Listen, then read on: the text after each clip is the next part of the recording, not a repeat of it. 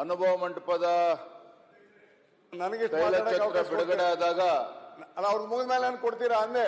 ಅನುಭವ ಮಂಟಪದ ಬಗ್ಗೆ ನಾನೊಂದೆರಡು ಮಾತಾಡ್ತೇನೆ. ಸುದೀರ್ಘವಾಗಿ ಈ ಸದನದಲ್ಲಿ ಚರ್ಚೆ ಆಯಿತು. ಆಡಳಿತ ಪಕ್ಷ, ವಿರೋಧ ಪಕ್ಷ ಎಲ್ಲ ಗೌರವಾನ್ವಿತ ಸದಸ್ಯರು ಅಣ್ಣ ಬಸವಣ್ಣನವರ ಬಗ್ಗೆ ನೆನಪು ಮಾಡ್ಕೊಳ್ತಾ ಅವರ ವಚನಗಳನ್ನ ಸಹ ಈ ಸದನದಲ್ಲಿ ನೆನಪು ಮಾಡಿಕೊಂಡ್ರು. ಕೆಲವು ಸದಸ್ಯರು ಮಾತನಾಡ್ತಾ ಮಾನ್ಯ ಮುಖ್ಯಮಂತ್ರಿಯವರನ್ನ ಆಧುನಿಕ ಬಸವಣ್ಣವರು ಅಂತೇಳಿ ಬಣ್ಣಿಸ್ತಕ್ಕಂಥ ಪ್ರಯತ್ನವನ್ನು ಕೂಡ ಮಾಡಿದ್ರು. ಆದರೆ ಅದಾದ ಮಾರನೇ ದಿನ ಏನು ಅನುಭವ ಮಂಟಪದ ತೈಲಚಿತ್ರ ಏನು ತಾವು ಅನಾವರಣ ಮಾಡಿದ್ರೆ, ಅದಾದ ಮಾರನೇ ದಿನ ಏನು ವೀರಶೈವ ಲಿಂಗಾಯತ ಪಂಚಮಸಾಲಿ ಏನು ಶಾಂತಿಯುತವಾಗಿ ಸುವರ್ಣಸೌಧದ ಎದುರುಗಡೆ ತಮ್ಮ ಹಕ್ಕನ್ನ ಪ್ರತಿಪಾದನೆ ಮಂಡನೆ ಮಾಡ್ತಕ್ಕಂಥ ಕೆಲಸವನ್ನ ಮಾಡ್ತಾ ಇದ್ರು. ಬಹುಶಃ ಯಾರೂ ಕೂಡ ನಿರೀಕ್ಷೆ ಮಾಡಿರಲಿಲ್ಲ.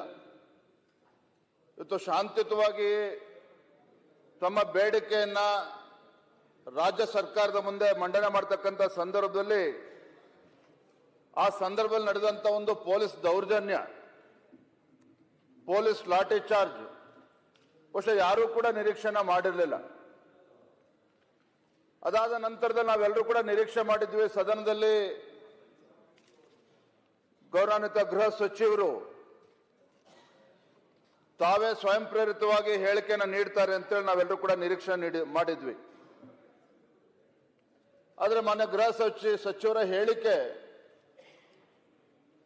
ಏನವರಲ್ಲಿ ಸತ್ಯಾಗ್ರಹ ಹೋರಾಟ ಮಾಡ್ಕೊಂಡು ಬರ್ತಾ ಇದ್ರು, ಅವ್ರನ್ನ ವಿಧಾನಸೌಧ ಮುತ್ತಿಗೆಯನ್ನ ಸುವರ್ಣಸೌಧ ಮುತ್ತಿಗೆ ಹಾಕ್ತಕ್ಕಂಥ ಪ್ರಯತ್ನ ನಡೆಸಿದಾಗ ಅವ್ರನ್ನ ಮುತ್ತಿಕ್ಬೇಕಂತಕ್ಕಂಥ ಮಾತನ್ನ ಮಾನ್ಯ ಗೃಹ ಸಚಿವರು ಹೇಳಿದ್ರು. ಅಂದ್ರೆ ಎಲ್ಲ ಒಂದ್ ಕಡೆ ಏನೋ ಒಂದು ಪ್ರಾಮಾಣಿಕ ಸಮಾಜಮುಖಿಯಾಗಿ ಕಳಕಳಿ ಹಿಡ್ಕೊಂಡಲ್ಲಿ ಹೋರಾಟ ನಡೆಸ್ತಾ ಇದ್ರು.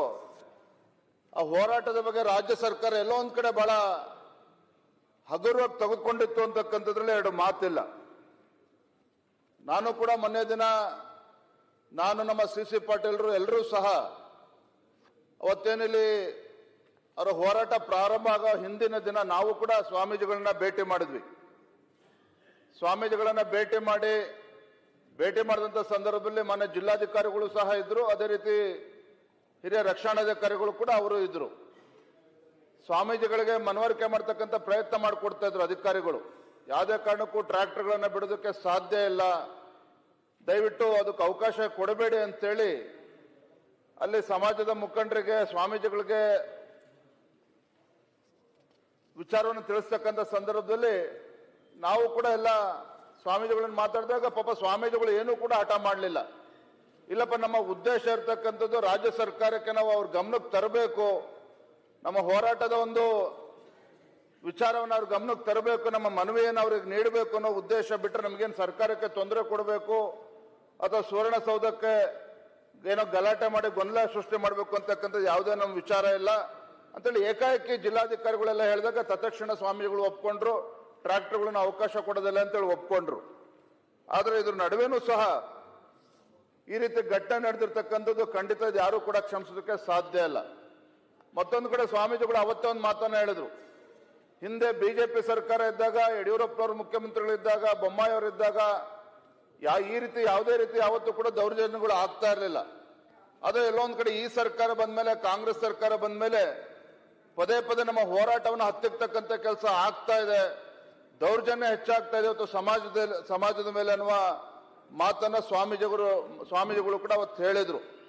ಇದ್ರ ನಡುವೆ ಸ್ವಾಮೀಜಿಗಳು ಅವರ ಒಂದು ಅಭಿಪ್ರಾಯವನ್ನ ವ್ಯಕ್ತಪಡಿಸಿದ ನಂತರದಲ್ಲಿ ಇವತ್ತೇನೋ ಪೊಲೀಸ್ ದೌರ್ಜನ್ಯ ಆಗಿದೆ, ಲಾಠಿ ಚಾರ್ಜ್ ಆಗಿದೆ, ಇವತ್ತು ಜನಸಾಮಾನ್ಯರು ಮಾತನಾಡ್ತಾ ಇರ್ತಕ್ಕಂಥದ್ದು ರಾಜ್ಯ ಸರ್ಕಾರದ ಕುಮ್ಮಕ್ಕಿನಿಂದನೇ ಇದಾಗಿದೆ ಅನ್ನೋದನ್ನ ಇವತ್ತು ಜನಸಾಮಾನ್ಯರು ಇವತ್ತು ಚರ್ಚೆ ಮಾಡ್ತಾ ಇದ್ದಾರೆ. ಒಟ್ಟಾರೆಯಾಗಿ ಹೇಳೋದಾದ್ರೆ ರಾಜ್ಯ ಸರ್ಕಾರ ಅಥವಾ ಇವತ್ತು ರಾಜ್ಯ ಸರ್ಕಾರ ಈ ವಿಚಾರದಲ್ಲಿ ಇವತ್ತು ಹೋರಾಟವನ್ನು ಹತ್ತಿಕ್ಕಂತ ನಿಟ್ಟಿನಲ್ಲಿ ಇವತ್ತೇನೋ ಪೊಲೀಸ್ ದೌರ್ಜನ್ಯ ಇವತ್ತು ನಡೆದಿದೆ, ಖಂಡಿತ ಇದು ರಾಜ್ಯ ಸರ್ಕಾರದ ವೈಫಲ್ಯ ಅನ್ನೋದನ್ನ ಎತ್ತಿ ತೋರಿಸ್ತಾ ಇದೆ.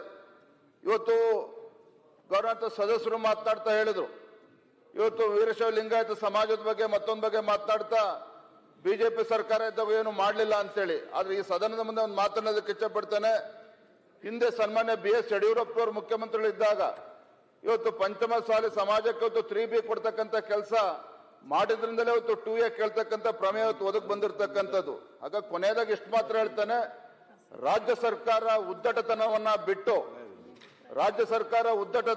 ಬಿಟ್ಟು ಇವತ್ತೇನು ಮೊನ್ನೆ ಘಟನೆ ನಡೆದಿದೆ ಇದ್ರ ಬಗ್ಗೆ ಮಾನ್ಯ ಮುಖ್ಯಮಂತ್ರಿಗಳು ಗೃಹ ಸಚಿವರು ಇವತ್ತು ಕ್ಷಮೆಯನ್ನ ಯಾಚಿಸಬೇಕಾಗ್ತದೆ, ಮತ್ತೆ ಉನ್ನತ ಮಟ್ಟದ ತನಿಖೆನೂ ಕೂಡ ಆಗ್ಬೇಕಾಗ್ತದೆ. ಮತ್ತೆ ಯಾರು ಅಧಿಕಾರಿಗಳು ತಪ್ಪಿತಸ್ಥರಿದ್ದಾರೆ ಅವರ ವಿರುದ್ಧ ಒಂದು ನಿರ್ದಾಕ್ಷಿಣ್ಯ ಕ್ರಮವನ್ನ ರಾಜ್ಯ ಸರ್ಕಾರ ಕೈಗೊಳ್ಳಬೇಕು ಅಂತೇಳಿ ತಮ್ಮ ಮೂಲಕ ಇವತ್ತು ಮಾನ್ಯ ಗೃಹ ಸಚಿವರಲ್ಲಿ ಮಾನ್ಯ ಮುಖ್ಯಮಂತ್ರಿ ನಾನು ಆಗ್ರಹವನ್ನ ಮಾಡ್ತಾ ಇದ್ದೇನೆ. ನಮಸ್ಕಾರ. ಓಕೆ, ಈಗ ರಿಪೋರ್ಟ್ ಈಗ ವರದಿ ಮಂಡಿಸೋದಿದೆ ಸರ್ಕಾರ ನಾಳೆ ಕೊಡಿಸ್ತೇವೆ ಮಾನ್ಯ ಮುಖ್ಯಮಂತ್ರಿ.